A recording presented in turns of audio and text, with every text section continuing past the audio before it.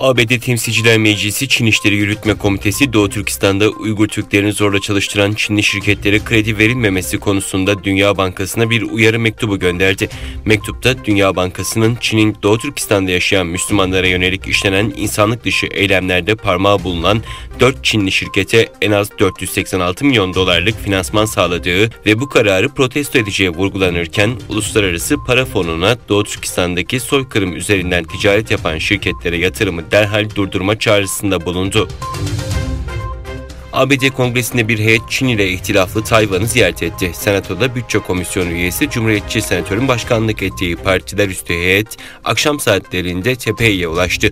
ABD'nin adadaki de facto elçiliği gibi çalışan Tayvan Amerikan Enstitüsü'nden yapılan açıklamaya göre heyette Graham'ın yanı sıra Senato Dış İlişkiler Komitesi Başkanı Demokrat Partili Senatör Bob Menendez, Cumhuriyetçi Partili Senatör Robert Portman, Richard Burr, Ben Sasse ve Cumhuriyetçi Partili Temsilciler Meclisi üyesi yer aldı. Çin'den yapılan açıklamada ise ABD, Tayvan'la resmi temaslarına son vererek tehlikeli yola sapmaktan kaçınmalıdır denildi. Kırgızistan'la Özbekistan arasında 50 milyon dolarlık sermaye ile Kırgız-Özbek Kalkınma Fonu kuruldu. Merkezi başkent Bişkek'te olacak. Özbek-Kırgız Kalkınma Fonu'nun resmi açılış töreni Kırgızistan Cumhurbaşkanlığı Kongre Merkezi'nde düzenlendi.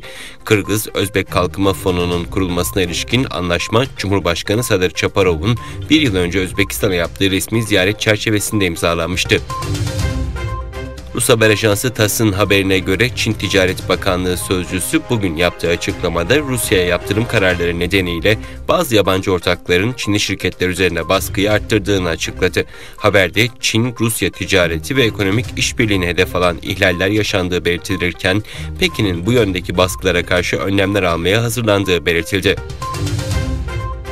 Pakistan Ulusal Meclisi Başkan Yardımcısı Kasım Suri, eski Başbakan İmran Han dahil olmak üzere 123 milletvekilinin istifasının kabul edildiğini açıkladı.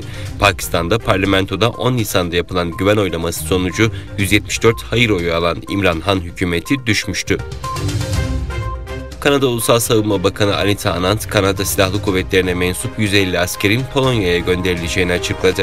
Öte yandan Avustralya, Ukrayna ile savaşan Rusya'nın stratejik ve ekonomik öneme sahip 14 devlet teşebbüsüne mali yaptırımlar uygulayacağını açıkladı.